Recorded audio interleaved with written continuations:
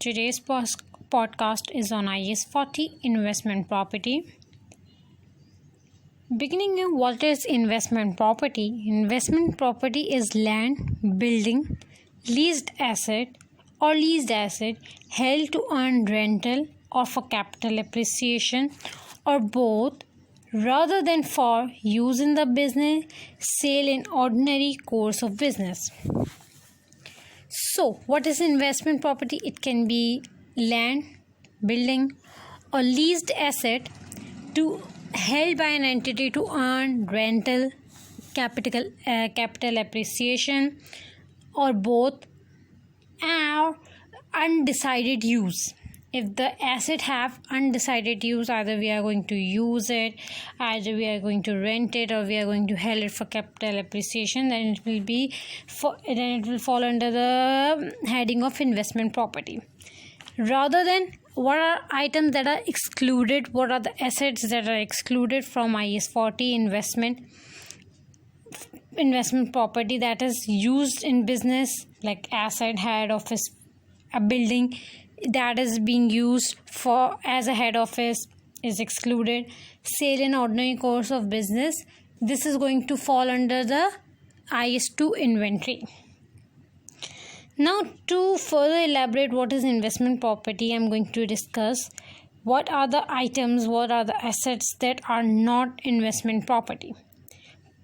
Firstly, property held for sale in ordinary course of business. Sale in ordinary course of business, it will be part of inventory. IAS 2, it will not be investment property. Owner occupied property, owner occupied head office or any asset that is used by the organization itself, it will fall in the scope of IAS 16 property, plant and equipment, and property leased to another entity under a finance lease. A property leased to another entity under the finance lease, specifically finance lease. Now, measurement and recognition, what is this and how the investment property is going to be recognized?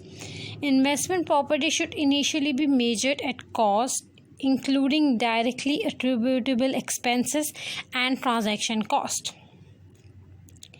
Measurement after recognition. After the recognition, the investment property can be held at fair value model and cost model.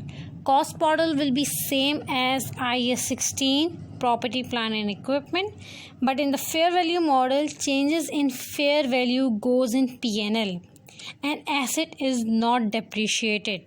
These are the two subsequent measurement or subsequent recognition of investment property. First model is cost model. Cost model will be same as IAS 16 property, plant and equipment. That asset will be normally held cost, depreciated, but in the fair value model of IAS 40 investment property, changes in fair value goes in P&L. And to remind you, in IAS 16, changes in fair value are shown as revaluation surplus. They are shown in other comprehensive income, and asset is depreciated. But in the fair value model of IAS 40 investment property, changes in fair value goes in P&L, statement of profit and loss or income statement, and asset is not depreciated. So what happened when there's a transfer to or from the investment property? Transfer from what this means is transfer from investment property to or from the investment property.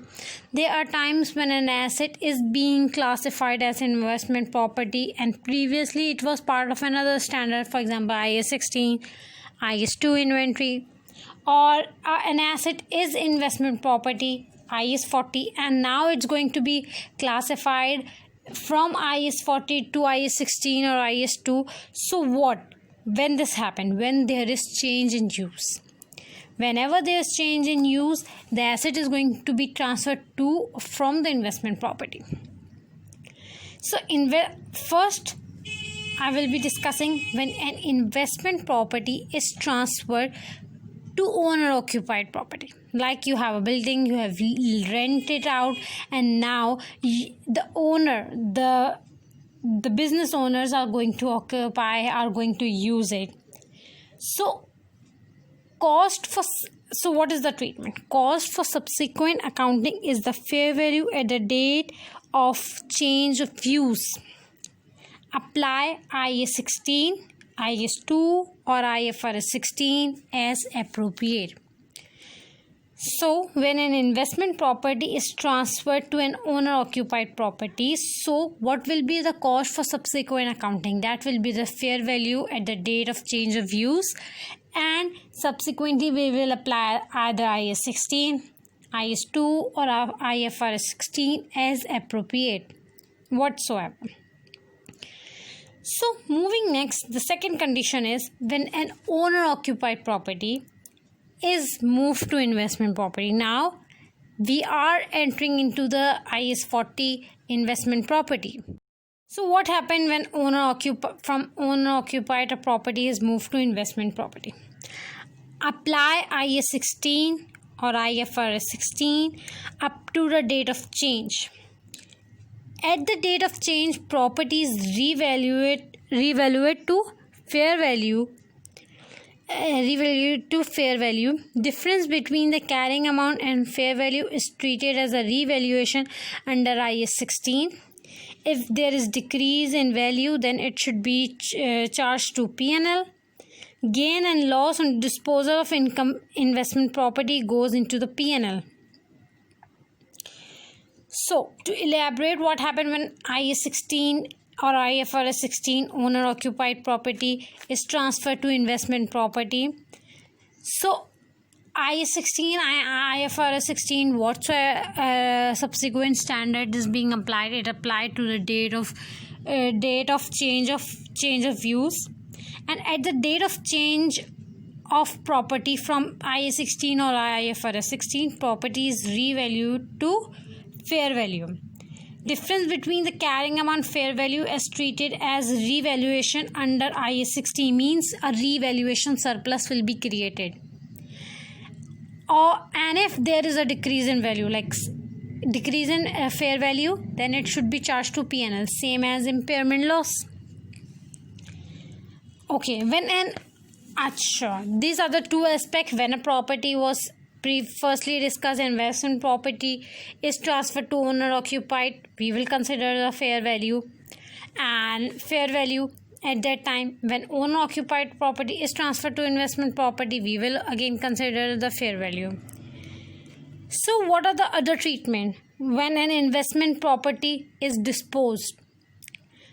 Investment property is disposed, there will be either gain or loss on disposal, and that in gain or loss on disposal will go to P&L. And what is the treatment when inventory IAS 2 item is transferred to investment property? Changes in the carrying amount. Okay, when an inventory item is to be recognized as investment property, the value we will consider the fair value of item, and the changes in the carrying amount will be recognized in the P&L, and asset will be transferred into IAS 40 investment property. So to summarize this, there are basically three aspects, like when an item of investment property is excluded or removed from IAS 40 scope and transferred into IAS 16 or IFRS 16 owner occupied property. So we will consider the fair value change. From owner occupied to investment property, we will again consider the fair value, but under the revaluation under IAS 16. And investment property is transferred to investment property, then we will again consider the fair value, and the fair value changes will go in P&L. So whatsoever either the property is entering into the scope of IAS 40 or getting out of the IAS 40 scope, the change in the value, we will always consider the fair value for the subsequent accounting. So examples of, now what are examples of investment property? First example, held a property or investment property is an asset held for capital appreciation, land, building or lease asset held for capital appreciation. Property with undecided future, like either the owner will going to occupy it, or either we are going to rent it, or we are going to leave that asset idle for capital appreciation. Whatsoever undecided future use fall under the scope of investment property. Property leased under operating lease. What are property leased under the finance lease is excluded from investment property, but property leased under the investment property under the operating lease is the example of investment property. Vacant building held to be leased out under the operating lease. There is an empty building held to be leased out. The asset is not leased yet, but we have aimed to lease it under the operating lease, fall under the scope of IAS investment property. Summarize what are the example: asset held for rentals, capital appreciation, asset with undecided future use, property lease under operating lease, vacant building to be leased out as operating lease. So moving next, if in the exceptional circumstances it is impossible to measure the fair value of an individual investment property reliably, then cost model should be used. There are circumstances when it's impossible to measure the fair value of an individual investment property reliably. Then cost model should be used. Okay, this is the exceptional circumstances when the fair value is not possible.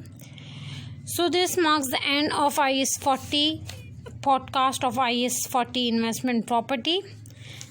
We discussed what is the scope or what is the definition of investment property. Moving to the next, we are discuss what are not the investment properties, what are excluded from the investment property scope. Then we have discussed what is the measurement and recognition. When measurement after recognition, the two models, fair value cost model.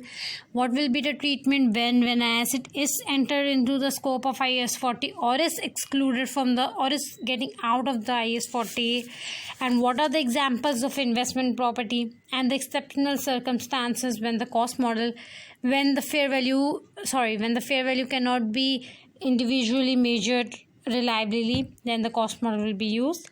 So this is the end of the podcast of IAS 40.